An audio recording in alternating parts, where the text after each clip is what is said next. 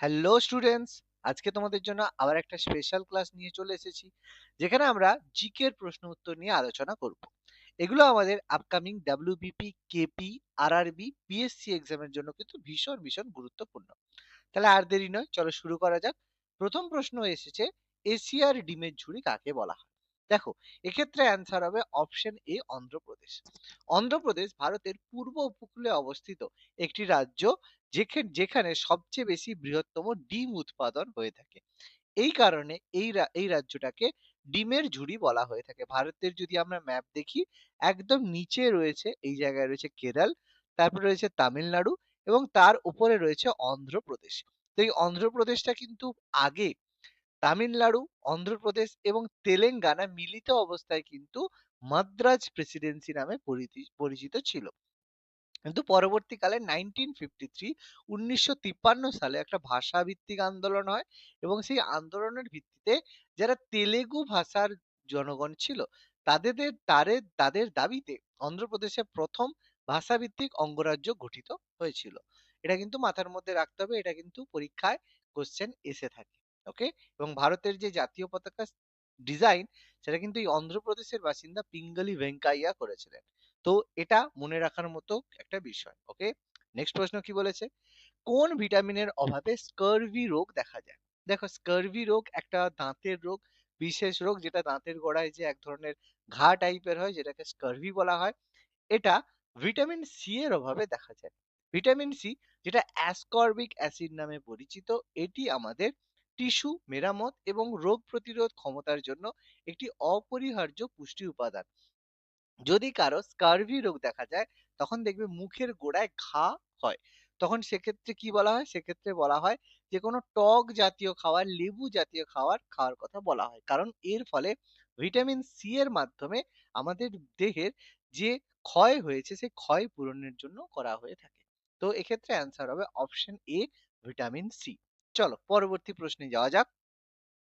পরবর্তী প্রশ্নে যাওয়ার আগে, ওয়েট ফর জব থেকে তোমরা পাচ্ছ দুটো স্টাডি ম্যাটেরিয়াল, বিষয়ভিত্তিক এমসিকিউ জিকে এবং ম্যাথমেটিক্সের অধ্যায় ভিত্তিক সমাধান। বিষয়ভিত্তিক এমসিকিউ জিকে বইতে তোমরা পাচ্ছ ইতিহাস, ভূগোল, বিজ্ঞান, রাষ্ট্রবিজ্ঞান, অর্থনীতি এবং সাধারণ জ্ঞানের এমসিকিউ উইথ এক্সট্রা ইনফরমেশন।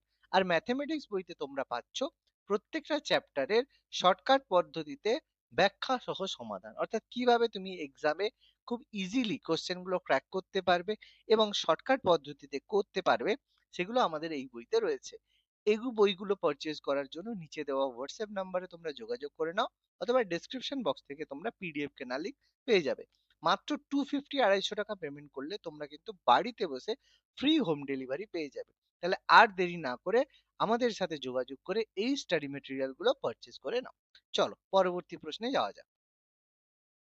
পরবর্তী প্রশ্ন বলেছে, কোন বর্ণের আলোয় চ্যুতি সবচেয়ে কম? দেখো, এক্ষেত্রে মনে রাখবে, চ্যুতি মানে একটা আলো সোজা পথে যাওয়ার সময় যতটা বেঁকে যাচ্ছে। তাহলে কোন আলোর চ্যুতি কম হবে? যার গতিবেগ সবচেয়ে বেশি হবে। যার গতিবেগ সবচেয়ে বেশি হবে, তার চ্যুতি সবচেয়ে কম হবে।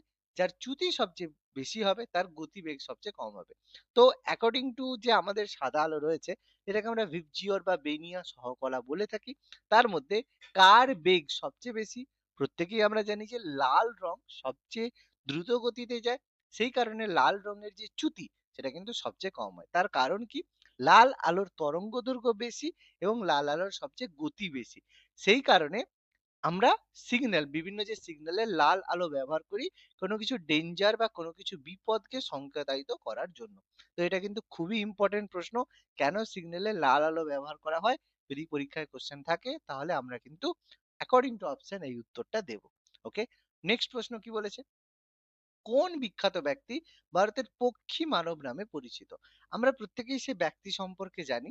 সেই ব্যক্তি ভারতে পক্ষী মানব নামে পরিচিত, এবং তিনি ভারতে বিভিন্ন যে ন্যাশনাল পার্ক যে তৈরি করা হয়েছে, তার জন্য কিন্তু তার অবদান সবচেয়ে প্রথম। সেই কারণে ব্যক্তির নাম আমরা প্রত্যেকেই জানি, তিনি হচ্ছেন সেলিম আলী। তো সেলিম আলী হচ্ছেন ভারতের একজন বিখ্যাত পক্ষীবিদ এবং প্রকৃতিবিদ, যিনি ভারতের পাখি সম্পর্কিত অনেক জরিপ পরিচালনা করেছেন এবং অনেক বই লিখেছেন। সেই জন্য তাকে ভারতের পক্ষী মানব বলা হয়ে থাকে। এবং এই পাখির কারণে কিন্তু আমাদের যে পরিবেশ রয়েছে, তার কিন্তু ভারসাম্য রক্ষা হয়।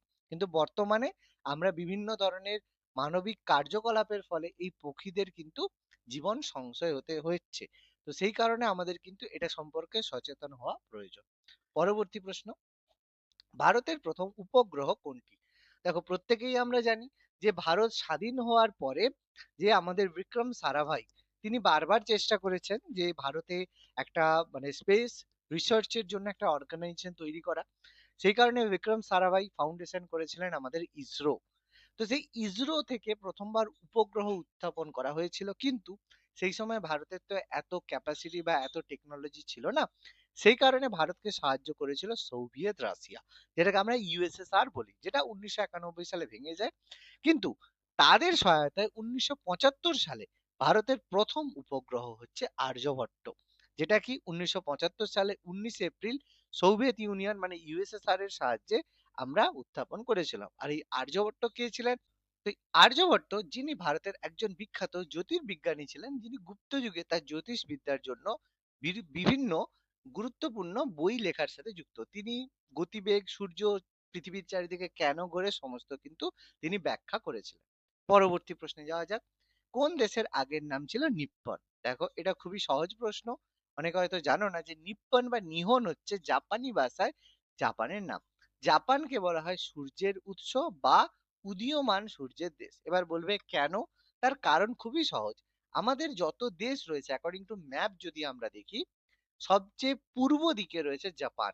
আর যেহেতু সূর্য প্রথমে মানে যে উত্থাপন বা প্রথমে ওঠে সূর্য দিক থেকে, পূর্ব দিক থেকে, সেই কারণে সূর্য সবার আগে উদয় হয়ে থাকে জাপানে। সেই কারণকে জাপানকে উদীয়মান সূর্যের দেশ বলা হয়ে থাকে। পরবর্তী প্রশ্ন, ভারতীয় রাজ্যের প্রথম মহিলা গভর্নর কে? এক্ষেত্রে আমরা অ্যান্সার জানি। অ্যান্সার হচ্ছে সরোজিনী নাইডু। সরোজিনী নাইডু স্বাধীন ভারতের প্রথম মহিলা রাজ্যপাল বা গভর্নর ছিলেন। 1947 সালের 15ই আগস্ট থেকে 1949 সালের 2 মার্চ পর্যন্ত তিনি উত্তরপ্রদেশের রাজ্যপাল হিসেবে দায়িত্ব পালন করেছেন। যদিও সেই সময় তার নাম উত্তরপ্রদেশ ছিল না, উত্তর প্রদেশের জায়গায় ইউনাইটেড প্রভিন্স বা যুক্ত প্রদেশ নামে পরিচিত ছিল। আর সরোজিনী নাইডু শুধুমাত্র স্বাধীন ভারতের প্রথম মহিলা রাজ্যপালই নয়, তিনি ইন্ডিয়ান ন্যাশনাল কংগ্রেসের প্রথম মহিলা সভাপতিও ছিলেন। এবং তিনি মহাত্মা গান্ধীর সাথে তার ভালো সম্পর্কের কারণে তিনি মহাত্মা গান্ধীকে মিকি মাউস বলেও ডাকতেন।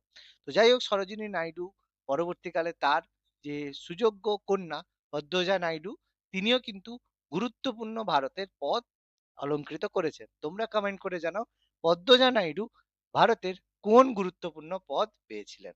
পরবর্তী প্রশ্ন, সন্ধ্যা পত্রিকার সম্পাদক কে? দেখো, সন্ধ্যা পত্রিকার সম্পাদক ব্রহ্মবান্ধব উপাধ্যায়।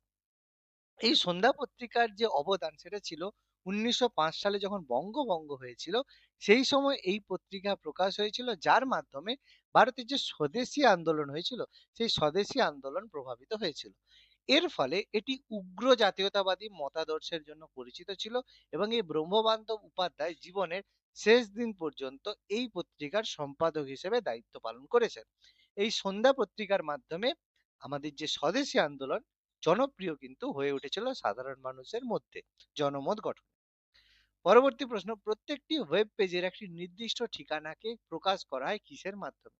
দেখো, এক্ষেত্রে অ্যান্সার হয় ইউআরএল, ইউনিফর্ম রিসোর্স লোকেটর, যেটা ইন্টারনেটের একটা নির্দিষ্ট ওয়েব পেজ বা রিসোর্সের ঠিকানা। এটি ওয়েব ব্রাউজারকে নির্দেশ করে যে সেটি কিভাবে এবং কোথা থেকে সেই রিসোর্সটি খুঁজে বের করবে। যেমন একটা এক্সাম্পল, যখন আমরা ওয়েব পেজ দিই যে www.google.com, এই যে একটা ওয়েবসাইট আমরা যখন লিখি, তখন সেক্ষেত্রে যে www টা দেওয়া হয়, তার মানে ওয়ার্ল্ড ওয়াইড ওয়েবটা দেওয়া হয়। এই যে পুরো জিনিসটা রয়েছে এটাকেই বলা হয় ইউআরএল, ইউনিফর্ম রিসোর্স লোকেটর। আর শেষে যে ডট কম রয়েছে, ডট ইন রয়েছে, সেইগুলো হচ্ছে ডোমেন। তো ডোমেন কি বা জিনিসটা কি, এটা সম্পর্কে যদি বিস্তারিত জানতে চাও তাহলে অবশ্যই কমেন্ট করো, আমরা সেই সংক্রান্ত তোমাদের জন্য ক্লাস নিয়ে আসবো। পরবর্তী প্রশ্ন, প্রথম কোন মহিলা জ্ঞানপীঠ পুরস্কারে সম্মানিত হয়েছে? দেখো, এক্ষেত্রে অ্যান্সার হবে আশাপূর্ণা দেবী। আশাপূর্ণা দেবী ভারতের প্রথম মহিলা যিনি 1976 সালে তার প্রথম উপন্যাস প্রতিশ্রুতির জন্য জ্ঞানপীঠ পুরস্কার পেয়েছেন। খুবই গুরুত্বপূর্ণ প্রশ্ন, যেটা একাধিক পরীক্ষায় প্রশ্নে এসেছে। পরবর্তী প্রশ্ন, ডিডি ধর কোন পঞ্চবার্ষিকী পরিকল্পনার সাথে যুক্ত? দেখো আমরা প্রত্যেকেই জানি ভারতে বিভিন্ন ধরনের পঞ্চবার্ষিকী পরিকল্পনা হয়েছে। 1950 সাল থেকে ভারত স্বাধীন হওয়ার পর প্ল্যানিং কমিটি বা পরিকল্পনা কমিশন গঠন হয় এবং যার মাধ্যমে আমাদের বিভিন্ন পঞ্চবার্ষিকী পরিকল্পনা তৈরি করা হয়েছে, যেটা অবশ্যই আমাদের ইউএসএসআর বা রাশিয়ার কোলাবোরেশন বা সহায়তায় কংগ্রেস সরকার করে এসেছে। কিন্তু 2015 সালে নরেন্দ্র মোদী সরকার এসে এই মানে প্ল্যানিং কমিশনের পরিবর্তে নীতি আয়োগ প্রতিষ্ঠা করেছেন, যেটা আমাদের থিঙ্ক ট্যাঙ্ক হিসেবে কাজ করে থাকে। তো এই ডিডি ধর তিনি কোন পঞ্চবার্ষিকী পরিকল্পনার সাথে যুক্ত ছিলেন? অ্যান্সার হবে 1974 থেকে 1979 পর্যন্ত তিনি পঞ্চবার্ষিকী পরিকল্পনার সাথে যুক্ত ছিলেন।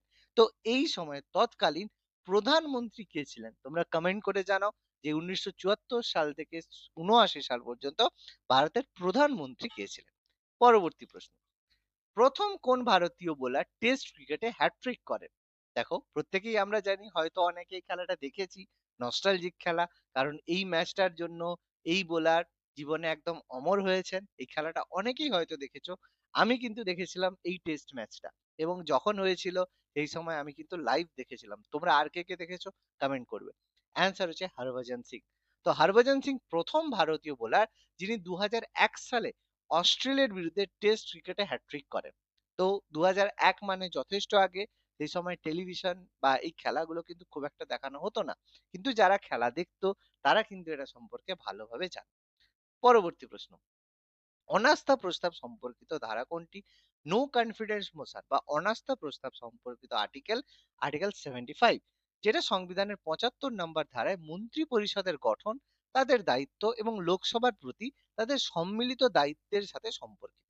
অনাস্থা প্রস্তাব লোকসভায় মন্ত্রী পরিষদের বিরুদ্ধে আনা হয় এবং এই সম্মিলিত দায়িত্বের একটি অংশ। এই যে অনাস্থা প্রস্তাবের ফলে অনাস্থা প্রস্তাব যদি কার্যকরী হয়, সেক্ষেত্রে কি হবে? সেক্ষেত্রে যে সমস্ত মন্ত্রিসভাকে কিন্তু পদত্যাগ করতে হয়।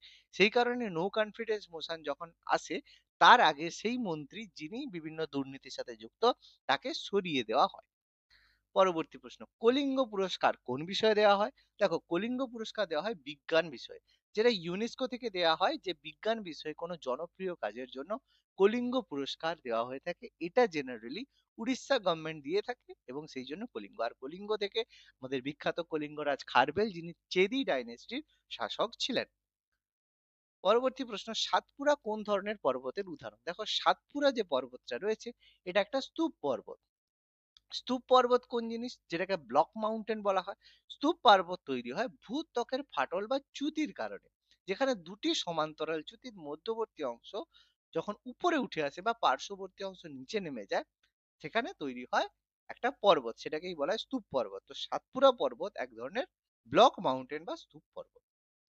জয় জওয়ান জয় কিষান এটা কার উক্তি? দেখো বিখ্যাত উক্তি জয় জওয়ান জয় কিষান, এটা তৎকালীন ভারতের প্রধানমন্ত্রী লাল বাহাদুর শাস্ত্রী দিয়েছিলেন। তো লাল বাহাদুর শাস্ত্রী ভারতের সেকেন্ড প্রাইম মিনিস্টার ছিলেন এবং তিনি ভারতের যে সবুজ বিপ্লব তার সাথে কিন্তু তিনি গুরুত্বপূর্ণভাবে যুক্ত। তো লাল বাহাদুর শাস্ত্রী, এবার আমি যদি তোমাদের একটা প্রশ্ন করি যে আমরা যে 2 অক্টোবর আমরা যে জন্মদিন পালন করে থাকি কার, তোমরা প্রত্যেকেই বলবে স্যার এটা তো ভীষণ সহজ প্রশ্ন, মহাত্মা গান্ধী। কিন্তু আমি 2 অক্টোবর কখনো মহাত্মা গান্ধীর জন্মদিন পালন করি না। আমি 2 অক্টোবর জন্মদিন পালন করি লাল বাহাদুর শাস্ত্রী বা শাস্ত্রীজির। কারণ এই ব্যক্তি মানে প্রকৃত অর্থে সম্মানের যোগ্য, কিন্তু তাকে কোনোদিন সম্মান দেওয়া হয়নি। কিন্তু মহাত্মা গান্ধী আদেও কি সম্মানের যোগ্য, সেটা অনেক ক্ষেত্রে প্রশ্ন থাকে।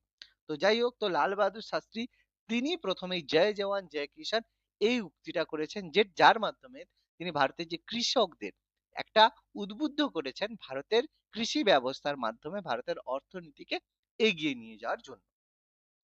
তাহলে আজকের ক্লাসটা কেমন লাগলো তোমরা অবশ্যই কমেন্ট করে জানাও, এবং এই ধরনের যদি আরো ক্লাস পেতে চাও তাহলে অবশ্যই আমাদের চ্যানেল ফলো করো, সাবস্ক্রাইব করো এবং কমেন্ট করে জানাও আরো কি ধরনের ক্লাস তোমরা পেতে চাও। তোমাদের জন্য কমেন্টে কমেন্ট করার জন্য কিছু প্রশ্ন আমি রেখেছি, ভিডিওটা ভালো করে দেখবে, সেখান থেকে দেখার পরে সেই উত্তর যদি জেনে থাকো তাহলে অবশ্যই আমাদের কমেন্ট করে জানাও। ধন্যবাদ।